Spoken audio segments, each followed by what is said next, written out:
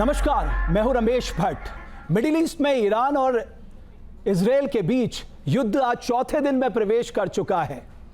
इन सब के बीच अमेरिकी राष्ट्रपति डोनाल्ड ट्रंप का बयान आया है कि इजरायल और ईरान को बातचीत के जरिए मसलों को सुलझाना चाहिए और उनके बीच में बातचीत हो सकती है। अब सवाल यह है, अगर बातचीत होगी तो उसकी शर्तें क्या होंगी। दूसरा सवाल यह है, अगर बातचीत होती है तो कौन से देश की महत्वपूर्ण भूमिका होने जा रही है। इसी पे बात करने के लिए हमने आमंत्रित किया है न्यूज़ नेशन के स्टूडियो में भारत में इजरायल के एम्बेसडर रूवेन अजार साहब को। Thank you very much sir for joining us. और मेरे सहयोगी मधुरेन भी इस चर्चा में मेरे साथ शामिल होंगे, जो विदेशी मामले देखते हैं, डिफेंस एक्सपर्ट हैं, और उनसे रूवेन अजार साहब से हम जानने की कोशिश करेंगे कि आखिर कैसे ये जो पूरा चल रहा है मिडिल ईस्ट में, इसको डीएस्केलेट किया जा सकता है। Welcome sir. Ambassador Azar, the attacks you carried out on Iran, did they achieve the objective? My first question. And did you succeed in hitting the target aimed for? And the third is, what is Israel's long-term strategic objective behind it? Israel is achieving its objective of basically foiling Iran's plan to exterminate the state of Israel. What Iran has been doing is it has chose two paths to destroy us. It has sworn to destroy us. First, by sneaking out into a nuclear weapon. They were actually exploiting the time they had to negotiate with President Trump in order to form a clandestine group of people that were basically building a nuclear weapon, weaponizing the fissile material, the enriched uranium. The second path that they had is a plan to build an arsenal of 20,000 ballistic missiles in the next 6 years in order to be able to destroy Israel even without using nuclear weapons. So we have basically got to the conclusion that if we want to survive as a state, we have to tackle that. And that's what we're doing now. Ambassador sir, what was the need to go across and hit Iranian targets, including all the targets, whether it's the missile centers or the nuclear program centers? Does this action was taken because Israel was facing an existential crisis? Absolutely. Look, Iran is a fanatic, radical regime that has sworn to destroy us. It wasn't just empty talk. They've been dedicating years and years of, first of all, creating this ring of fire around us with proxies like Hezbollah, like the militias in Syria, in Iraq, in Yemen, in the Gaza Strip, with Hamas and the PIJ. And in addition to that, we're investing tens of billions of dollars in trying to create these weapons, not only to destroy the state of Israel. Israel is just a beginning in their plan of hegemony, because the real war in the Middle East is not between Iran and Israel. It's between the radical Shiite regime of Iran and the Sunni Arab states. And they wanted to get, ultimately, to Mecca and Medina.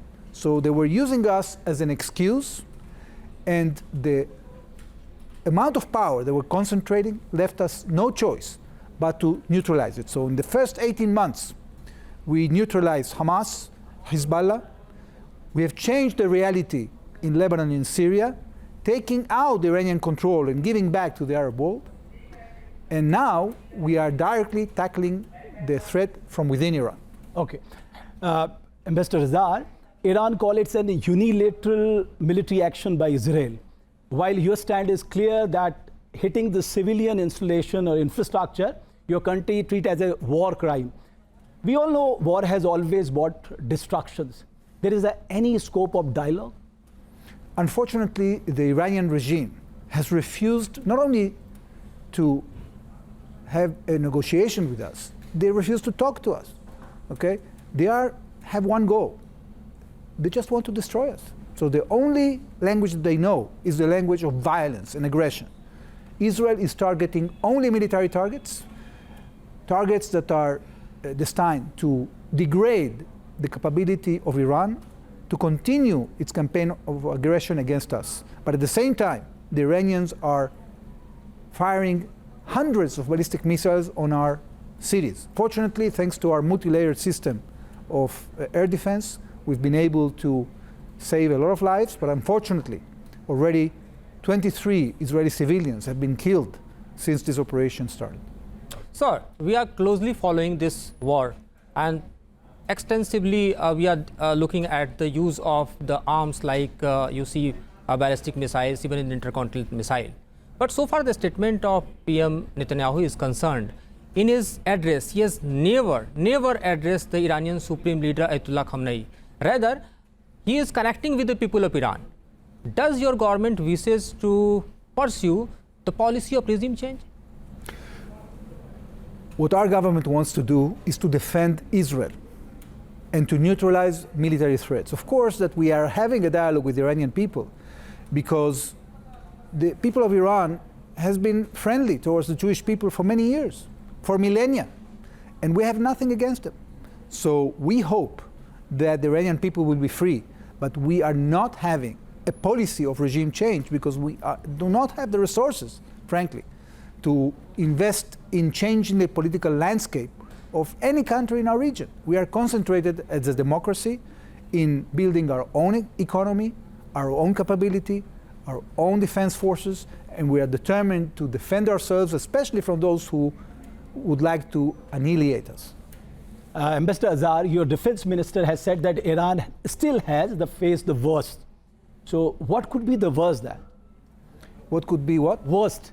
The worst case scenario, you mean? Yeah. Absolutely. Well, look, we have prepared ourselves for many worst case scenarios because our sense was that once Iran starts firing this barrage of ballistic missiles, the entire home front in Israel will be exposed. And therefore, we have invested billions of dollars in a system of missile defense.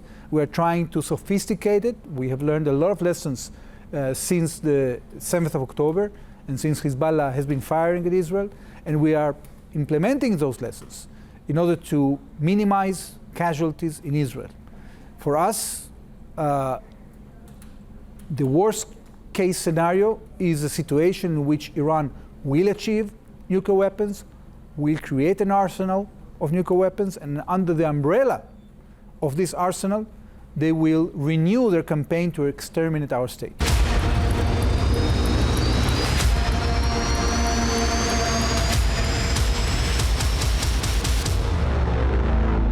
जहां भक्ति है हर शब्द में, कथाओं में छुपे हैं दिव्य रहस्य और ज्योतिष देता है जीवन को दिशा। धर्म से जुड़ी हर बातों को जानने के लिए हमारे चैनल स्तुति को सब्सक्राइब करें। चैनल पर जाने के लिए इस लिंक पर क्लिक करें।